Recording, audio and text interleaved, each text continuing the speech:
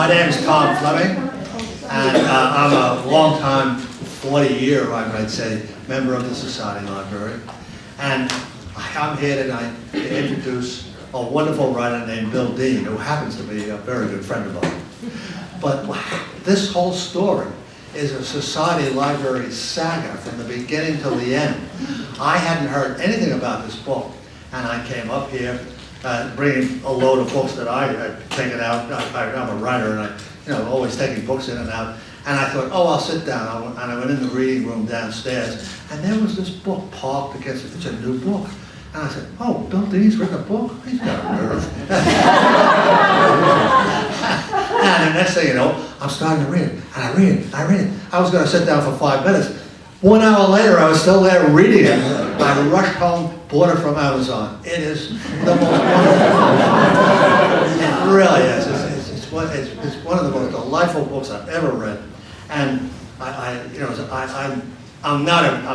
not truly amazed. Bill is such an intelligent man, and I know a good deal about all the wonderful things he's done in New York. Why don't we start from the top and say, in 2011, Bill received the Brooke Russell Astor Award from the New York Public Library. It honors a person, and I have to quote this and read this quote because it's so wonderful. A quote, it honors a person who was relentless in his or her dedication to the city and who has contributed substantially to its enrichment. That is Bill. And when you look at his curriculum vitae, you see what they mean. He's been chairman of all kinds of organizations that do wonderful things for the city. They give legal services to the poor.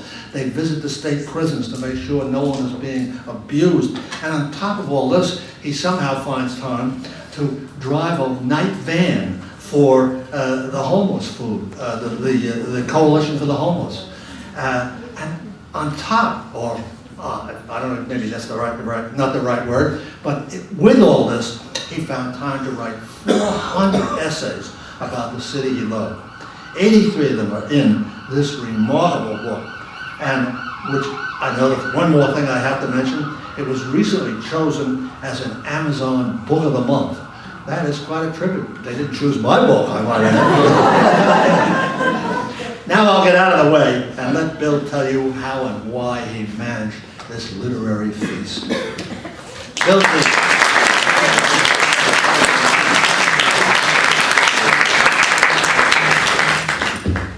Tom, as many of you know, is a very, very distinguished historian, and he was telling me that on the Amazon list of books recently, his book was #1, which immediately made me gnash my teeth. Because when I looked at the listing today for where I was, I'm about number 233,000. Tom, again, thank you so much. oh,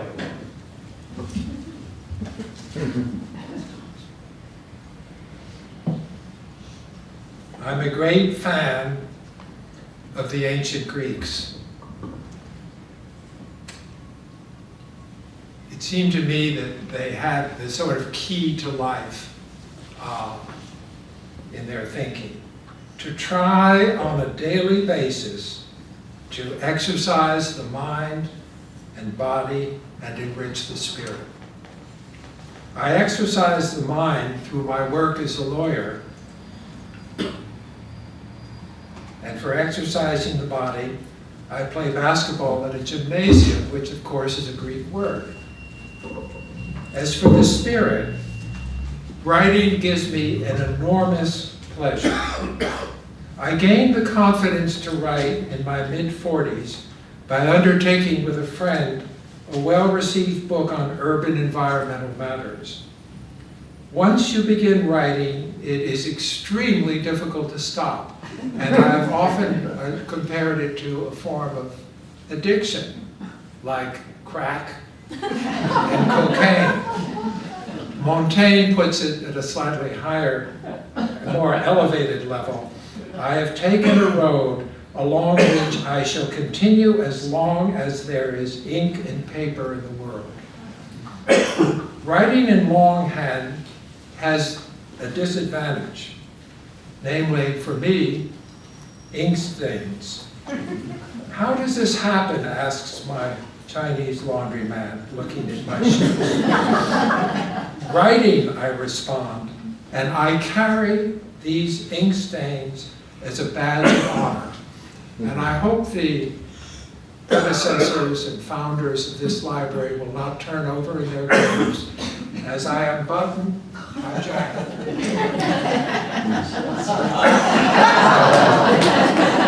Badge of honor.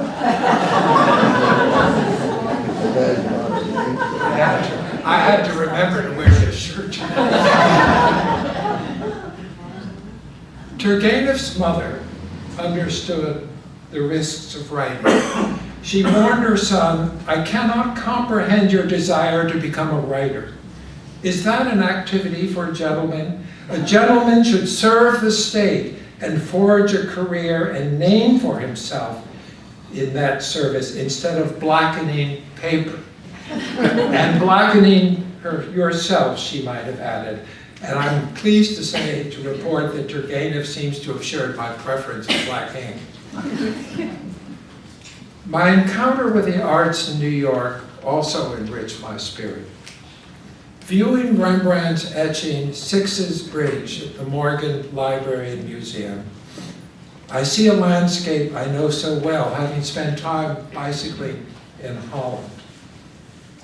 The etching was undertaken, according to an 18th century Paris art dealer, quote, against time for a wager at the country house of his friend, Jan Six, while the servant was fetching the mustard that had been forgotten for a meal from a neighboring village.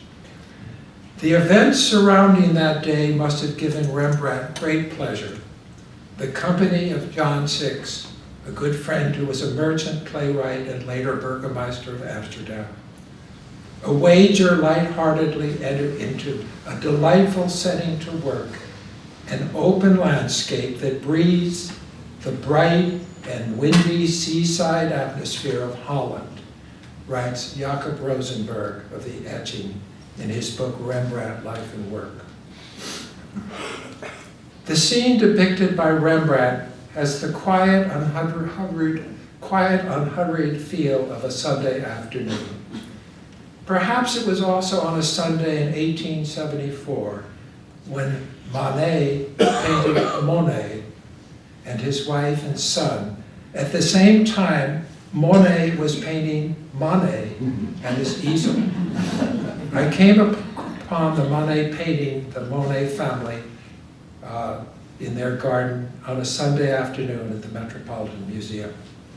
Later that day, Renoir joined them. Borrowing paint, brushes, and canvas, he placed himself next to Manet to paint Monet. friends serving as subjects, enjoying each other's company as they work. And walking, I find, very much enriches the spirit. On Sunday walks in New York City, I sometimes end up at the Battery to look upon the harbor and at passing ships at the Battery. I'm part of a tradition going back at least as far as Herman Melville.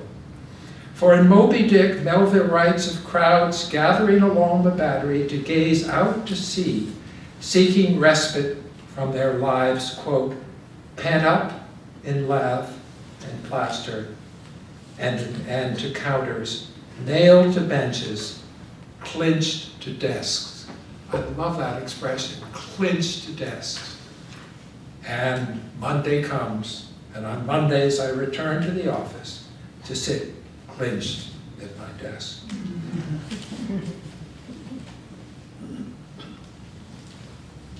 There are 83 essays in this book, and they all are, most of them deal with New York, not so much the first one. And so, but many of them deal with other subjects, so I wanted to focus in this book on the city. Early on, I learned something of life's complexity. At St. Bernard's School, I was taught by English masters and at home influenced by my Francophile mother. At school, we read English poetry, performed Shakespeare's plays, ate shepherd's pie with Worcestershire sauce, played soccer, and sang with fervor Men of Harlech. At home, Mother did not dislike the English. She never used the term perfidious Albion. But France and Russia have historical and emotional ties, and Mother was Russian-born. So excellent was her French, she lectured at the Sorbonne on international relations. I felt proud when Parisians praised her French, for she spoke a French that she had learned in Russia prior to the revolution. She spoke a French, I was told, that was very much in the classical manner. One of the crises in my elementary school education was when St. Bernard's informed my mother that I had to discontinue French because the years were passing and I was not able to read English. And so they took me down to ethical culture to be sort of studied, and they found that I had, in my day they called it mirror reading, they probably would call it dyslexia today. And that practically killed my mother, because French, in a sense, was her favorite language of the three languages that she knew: Russian, French, and English. And so I became the first student in the St. Bernard's School remedial reading class, and was joined, I might say, by other boys shortly thereafter. At St. Bernard's, I studied English history. The French monarchy was not well regarded, nor was Napoleon. French history only became a part of my life when I visited Paris and the palaces and castles along the Loire River. Then I changed my allegiance from the English Henrys, who had suddenly became to me to seem like rather barbarous people. The English Henrys to King Henry IV of France, who sought during the wars of religion between Catholic and Protestant to unite a divided people. I am a shepherd king, Henry said, who will not shed the blood of his sheep, but seek to bring them together with kindness. Henry was a very remarkable person. The passage of years has led me to emphasize, to embrace both cultures. Thus, when returning from Gloucester in the west of England, where I had worked for the summer in a bookshop, as the train pulled into Paddington Station, a woman sharing the compartment leaned over to ask, "Are you in the Guards?" I smiled and left the train without speaking, lest my accent betray me. This remains a high point of my life. That day, I purchased a Guard's tie and committed myself to smoking senior service cigarettes. Around the same time, I came upon Michel de Montaigne, a joy of French literature, of all literature, and Hector Berlioz's glorious opera Les Troyens, and also The Plague by Camus, for me, one of the most important books I've ever read. Looking back, I realize there are distinct advantages in being taught by English masters and having a Francophile mother.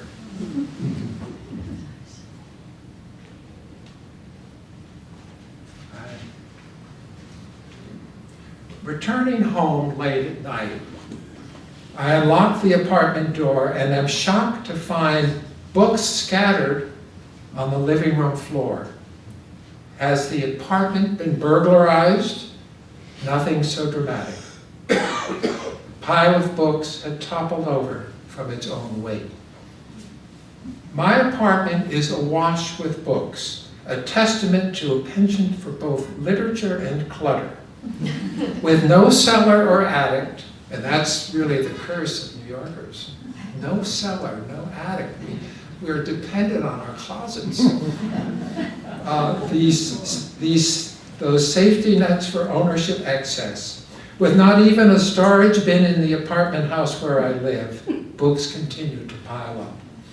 My books are in disarray with no alphabetical or subject matter coherence. Toss some books out, suggests a friend.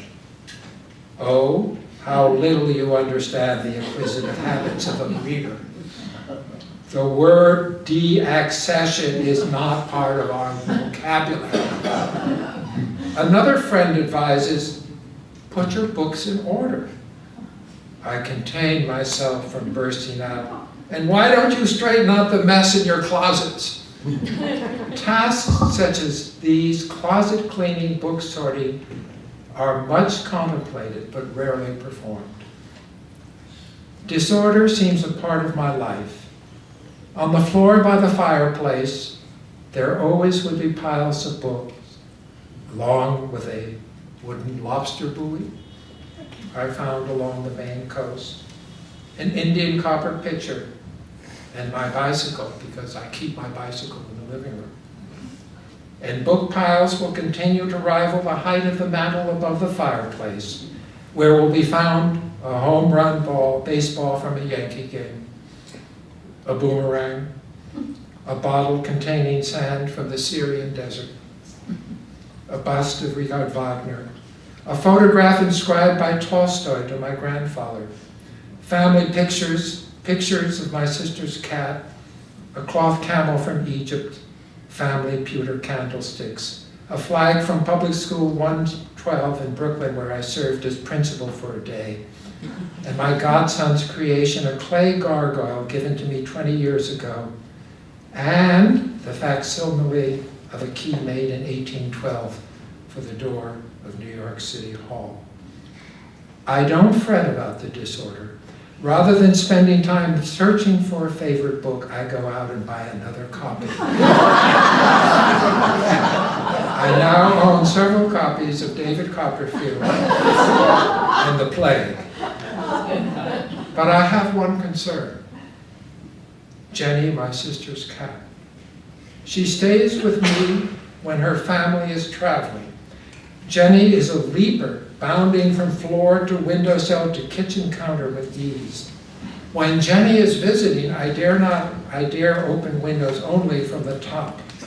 Were she to leap on a pile of books, she would bring it down. I could never forgive myself if Jenny were crushed to death by the 29 volumes of the Encyclopedia Britannica, 11th edition, 1910.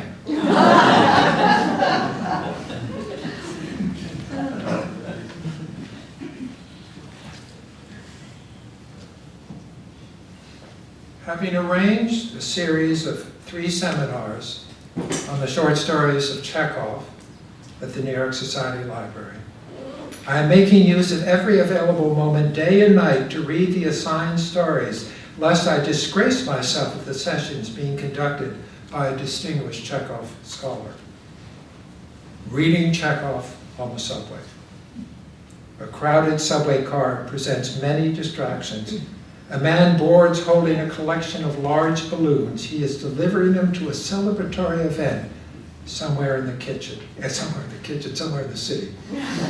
A boy shins up a pole in the subway car. The train leaves the dark tunnel to cross the Manhattan Bridge to Brooklyn. From the subway car window, views of the East River Brooklyn Bridge in lower Manhattan. Alas, Anton Pavlovich, I'm making little headway in reading about your stories. Reading Chekhov at work, forget it, too many distractions. But I do look at the Chekhov picture by my desk. By the way, in the back of this book, there's a picture of me, and then over my right shoulder, Lincoln, not exactly very original thought for a lawyer, but over my left shoulder, Anton Pavlovich Chekhov. which is truly original, and I'm probably the only lawyer in the world, Russian or American, that has that in his office. Reading Chekhov in Central Park. I watch a weekend softball game. Beyond the outfield, the glorious Fifth Avenue and Central Park South skyline provided by the Pierre Sherry Netherland, Hampshire House, and Essex House hotels. As a late afternoon sun casts a golden glow over the city, I read aloud in the stands this Chekhov passage. And he was charmed with the evening, the farmhouses and villas on the road, and the birch trees, and the quiet atmosphere all around, when the fields and woods and sun seemed preparing, like the work people now on the eve of the holiday, to rest and perhaps to pray. Reading Chekhov at a concert, my brother-in-law and nephew are singing works by Schumann and Stravinsky. As they sing, I pretend to follow the libretto while surreptitiously reading Chekhov. Reading Chekhov in Chinatown. Chinese being spoken all around me. At the table, I read aloud passages from Chekhov. No one is listening. Reading Chekhov at home, I lie on the couch in my favorite position, horizontal, and fall asleep. Postscript. Despite obstacles, distractions, and human weakness, I complete the 19 assigned Chekhov short stories and perform creditably at the seminar sessions.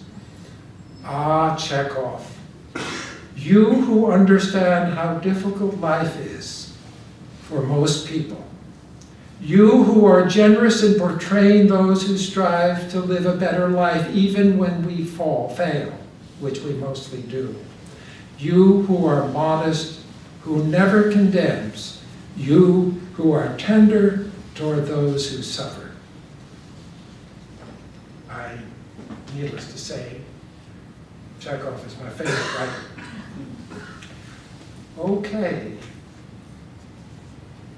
This is another story that starts with, another essay that starts with a library. In my hands, on stack 9 of the New York Society Library, I hold an early printing of Oscar Wilde's poem, The Ballad of Reading Gaol.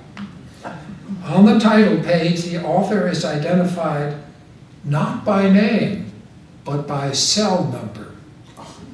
The Ballad of Reading Gaol by C33. On May 25, 1895, then aged 39, a jury found Wilde guilty of committing indecent acts. Within minutes of the verdict, the trial judge sentenced him to 2 years at hard labor.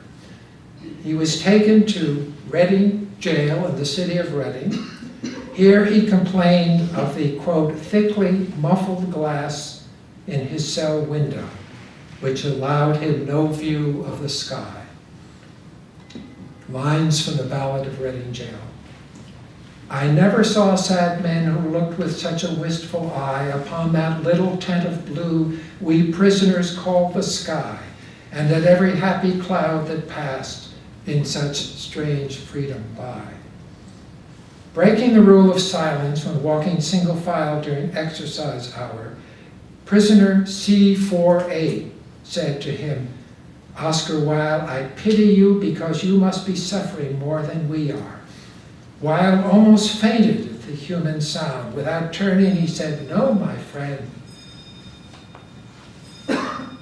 We are all suffering equally.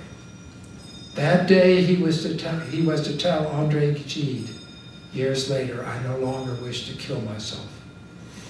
His great biographer, Richard Ellerman, writes, it was insanity, he said, of which he was particularly terrified.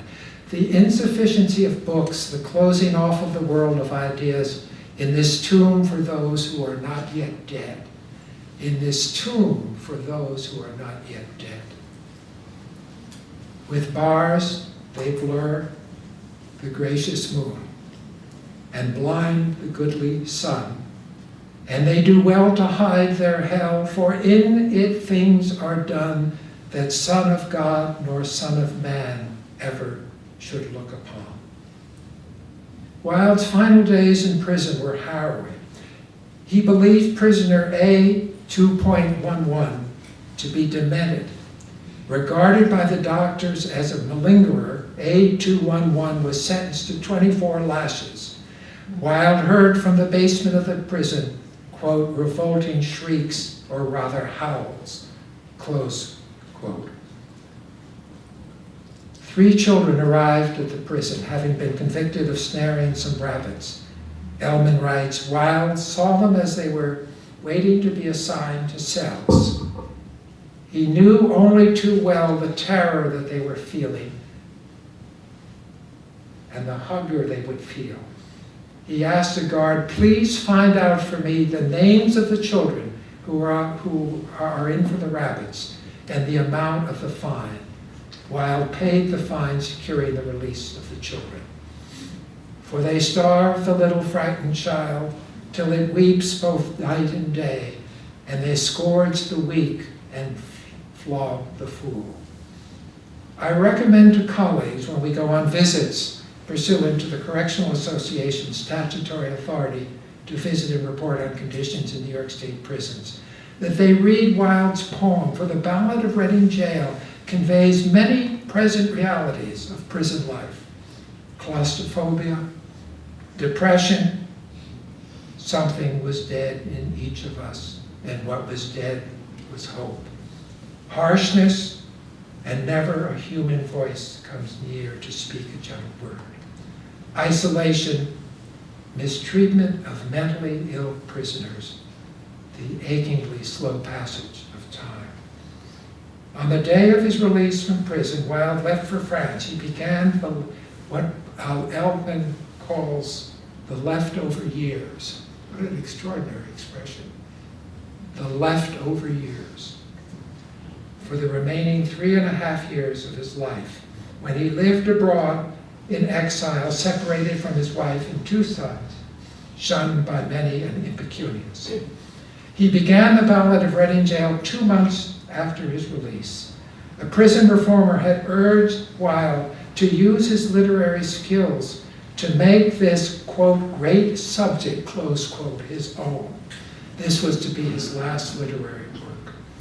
Wilde wrote of the poem, "It is my swan song, and I am sorry to leave with a cry of pain.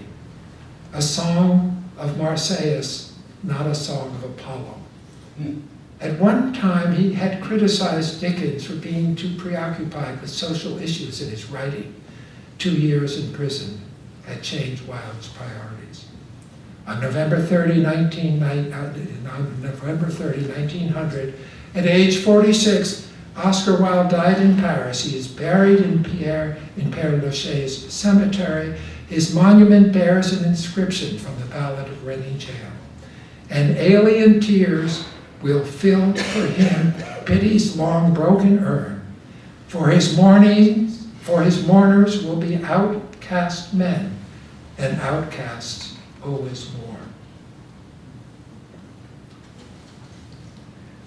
And now, quite a shift in venue. New York and Venice, both island cities. New Yorkers may not think ourselves an island people, but only the Bronx and a small portion of northern Manhattan form part of the North American mainland. The rest of us live on islands. For me, the most dramatic and beautiful feature of our skyline is not tall buildings, but the magnificent bridges linking island to island and islands to mainland. And that's why I could not resist this wonderful photograph of the 2 of those bridges. Venice is a city of hundreds of islands linked by bridges. It is small and fragile, covering only 1,800 acres, with a resident population of about 65,000. New York is large and robust, with a population of 8.2 million. Our city covers an area of 305 square miles. In Venice, residents of all ages are keenly aware of the tides. This is not surprising, given the city's unusual setting. There is a glorious city in the sea. The sea is in the broad, the narrow streets, ebbing and flowing, and the salt seaweed clings to the marble of her palaces. Words of Samuel Rogers.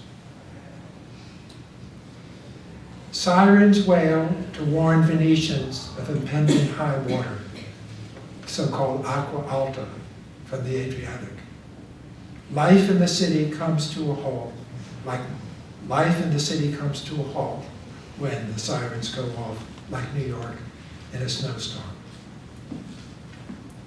New York City is a place of many churches, but on my walks in the city, I hear church bells. I hear few church bells. In a letter from Venice to his sister, Chekhov wrote, "There is a booming in the air because of the pealing of church bells." And each night around 6:30, I sit on the stone embankment along the Giudecca Canal. This is an area called the Zattere.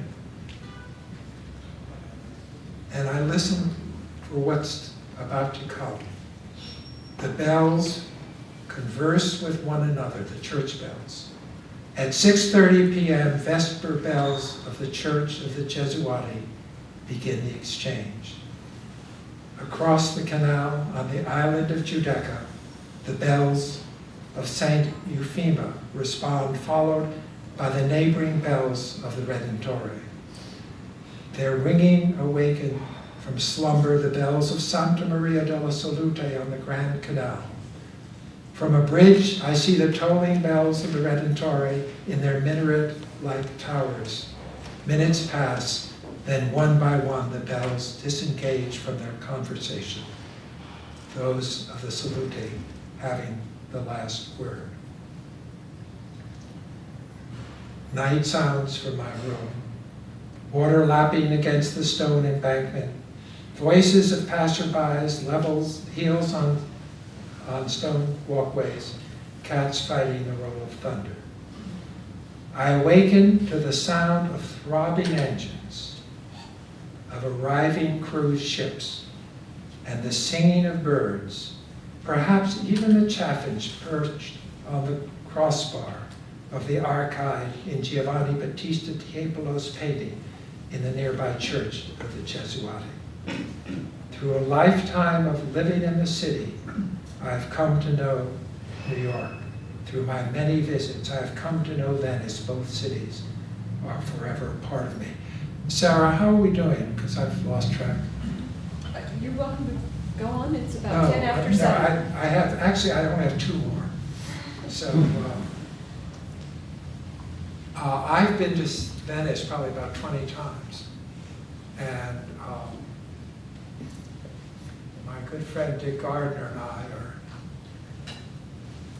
every couple of years we join with colleagues who are sort of lovers of Venice.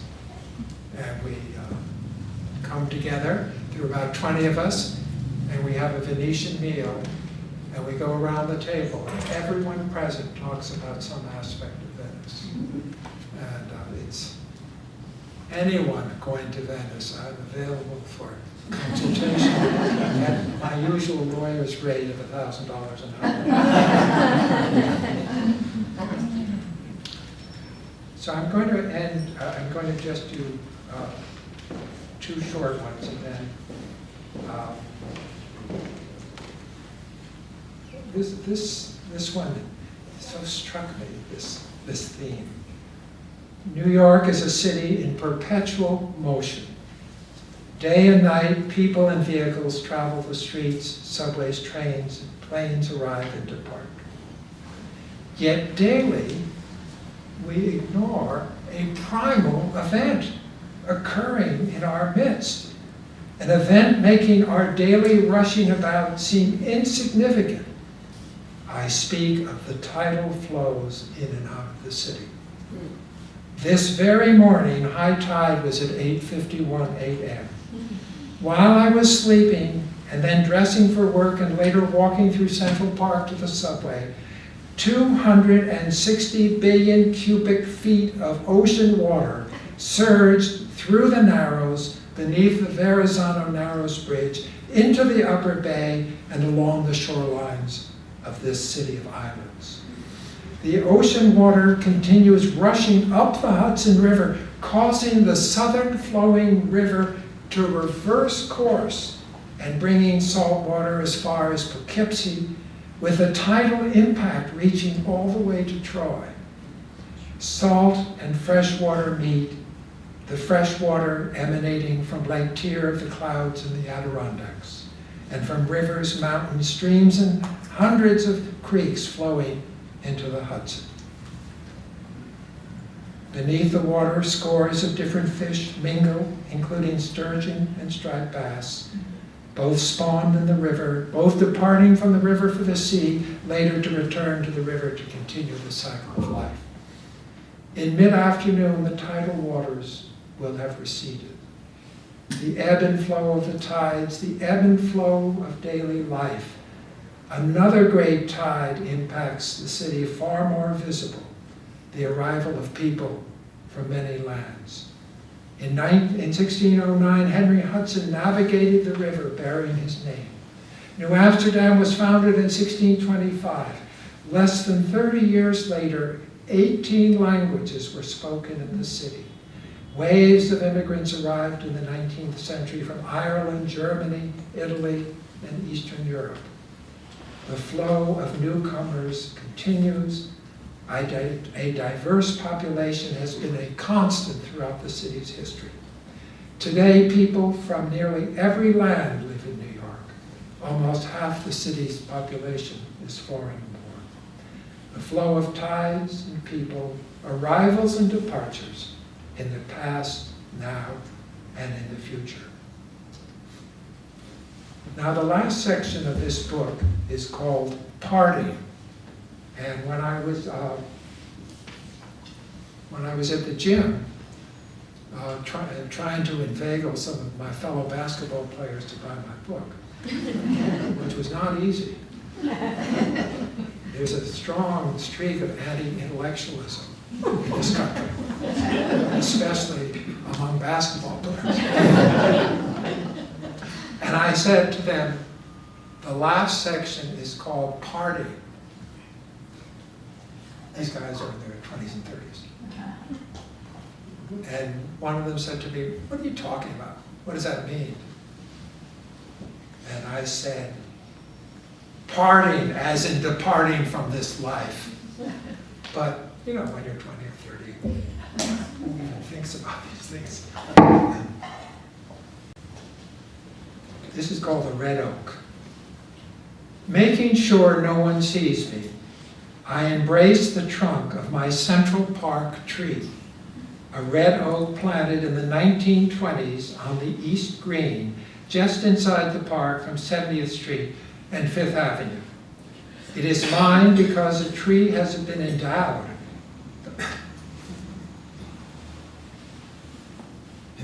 in my name by board members and volunteers of legal service on the occasion of my retirement as executive director. No better gift could have been chosen, for Central Park has played a major role in my life. Before embracing my tree, I first had to select it. To help me do so, I met with staff of the Central Park Conservancy. We visited two favorite places of mine in the park. The first, just south of the zoo. Those of you who grew up in New York will remember, years ago there was a pony track here.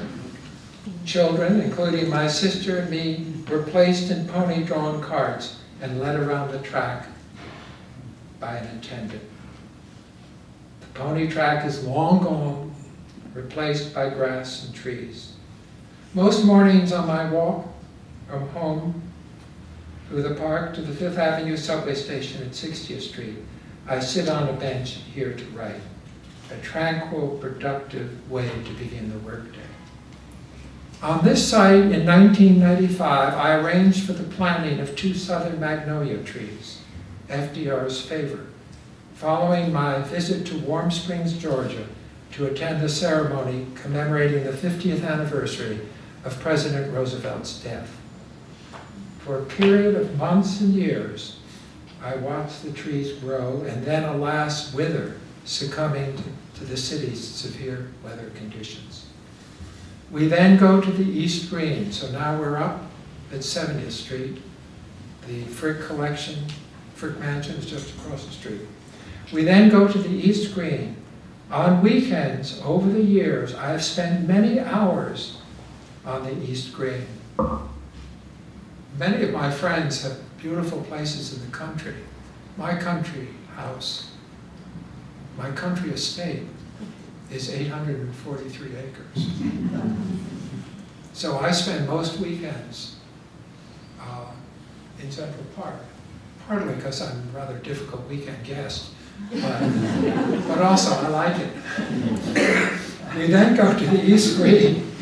On weekends over the years, I've spent many hours on the East Green, seated on the grass, leaning against the rough bark of a red oak where I write and read. From here, I see the Frick Mansion and the facades of Fifth Avenue apartment buildings. So this is a tree. This is not just a tree. This is a tree that's played a role in my life. This red oak is a proud, handsome tree standing 60 feet tall. Its broad canopy has long provided me with beneficial shade. I select the red oak as my tree. On hot summer days, I will continue to enjoy its shade and listen to the sounds of its swaying branches. At night, I will watch fireflies dart around the trunk. For those of you who may not be in New York during the summer, Central Park is ablaze with fireflies. At night, I will watch fireflies dart around the trunk. In the fall, I will admire its bright orange leaves. Every other year, I will collect the acorns it sheds. In winter, I will visit my tree as it braves the elements.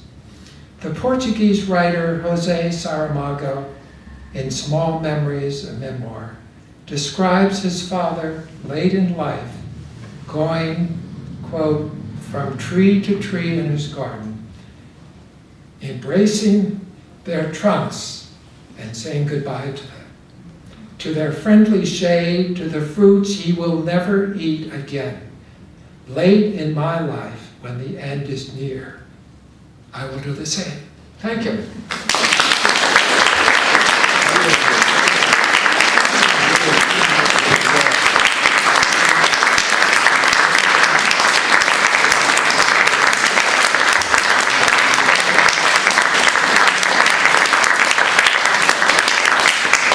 Thank you for a very generous reception. Sarah? So where are we now?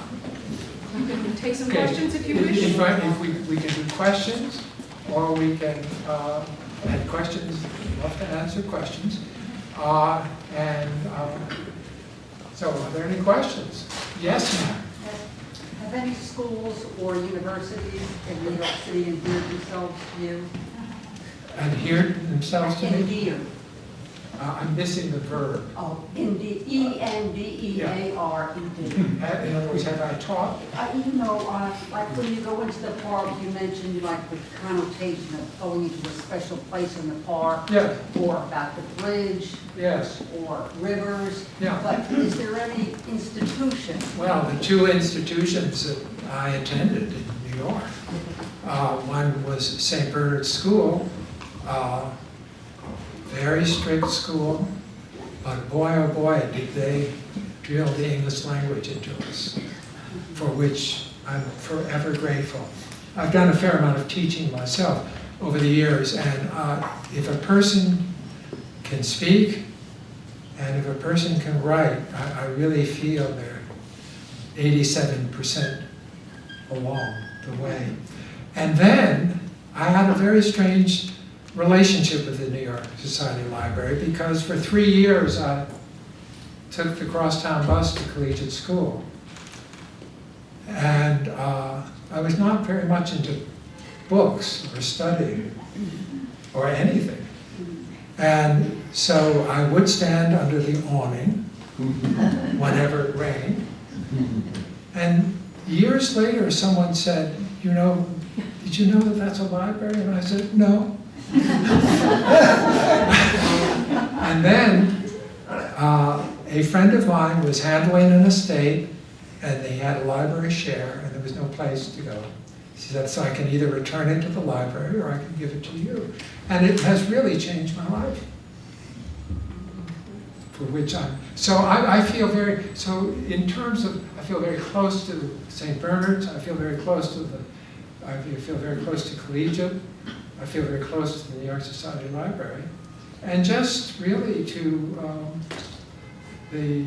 I was sent away for 1 year at boarding school, and I told my mother that I was not returning, that I felt, I believe is it Hercules lifts Angius off the ground, and all the strength, all Angius' strength comes from his contact with the ground. And I am, you know, just a hopeless New Yorker, which is another form of addiction. Yes, ma'am. I was very touched by your piece about your tree in New York, Yes, in thank Central you. Park. And so many of us are transported from other states and other cities. And yet my late husband was a born and raised New Yorker.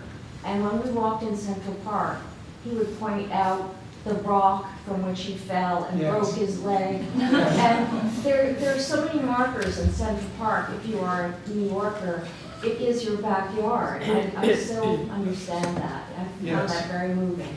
Thank you. Well, and I'd love to just tell you a story that Tchaikovsky came to this country for the opening of Carnegie Hall. And he was staying with Schirmer, the music publisher, who had a large apartment in the Dakota. And Tchaikovsky would look out of the living room window and see this park. And he was Russian. And remember, Russians think big. And he thought that Central Park was Schirmer's private estate. For a wealthy Russian, 843 acres is nothing. Yes, sir. We've lived in Greenwich Village for about half a century now, and we walked over late last fall to the Hudson and watched the beginning swells of Sandy come up the river. And I wonder if you could expand a little bit. If this had such a psychological impact on us when the storm hit, could you expand a little bit on what personal reactions, because you must have had many, to Sandy's arrival? I'm afraid I really don't remember the day. I do remember the earthquake in New York, which was a Saturday morning about 30 years ago. But I'm blooding you down. No, not at all. That's an honest answer. But don't you find that here we are daily walking along the streets and doing our errands and going to work with absolutely no concept of the energy that's taking place in the rivers, in these tidal waters. So unlike the Venetians, by the way, who were totally aware. And if some person could come up with an invention to somehow generate electricity from underneath the Verrazano Bridge, I think we could withdraw from the Middle East forever. So, yes, sir. I was interested, I wanted to ask you this, Bill. What do you think of the Highliner? Have you gone down and looked at that? The High Line? The Highliner, you know, the walk that they Yes. built down there. Yeah. Yeah. I enjoy it. I can't say I get that excited about it, but I'm 76 years old, Tom. My level of excitement is vastly diminished. So look, yes, ma'am. Yes, I have a suggestion. If you ever tired of being in Central Park in the summer, that you put your bathing suit on under your, and you put your clothes on over, you take the subway to Brighton Beach. First you check the high tide, but there the draw is not too steep. Unlike Long Island Sound, you can swim most of the time. So you have expanded your feeling of New York, and that Central Park is your own living room, and now you have your own swimming pool. By just going on the subway to Brighton Beach, where preferably disrobe and swim. I have seen some Muslim women swimming with costume, but they do look kind of soggy at the end. I can be with my people, Yes. the Russians, Yes, definitely. at least half of them. And they have The some other lovely half. restaurants. This one? They have some Russian restaurants, there's Yeah. a boardwalk. Yeah. So if you use your imagination, you can even pretend you're in the south. But I have a feeling that having been born and raised in this city, Yes. I think I've probably been to every beach in the city. So I want to just leave with the upper hand. But I appreciate the thought. But It's if you're desperate to get one. but this city of ours is so extraordinary, and when I sort of hold myself out as a great authority on New York City, I'm really such a phony, because my real authoritative nature or knowledge is based pretty much on from 105th Street, where I was born, to the Battery. And there's so many parts of Brooklyn and Queens and the Bronx and Staten Island that I don't know. But we're very lucky to live in this city, even though it is a very difficult place for so many people. So look, I think this is probably a good time to end, and so thank you very much.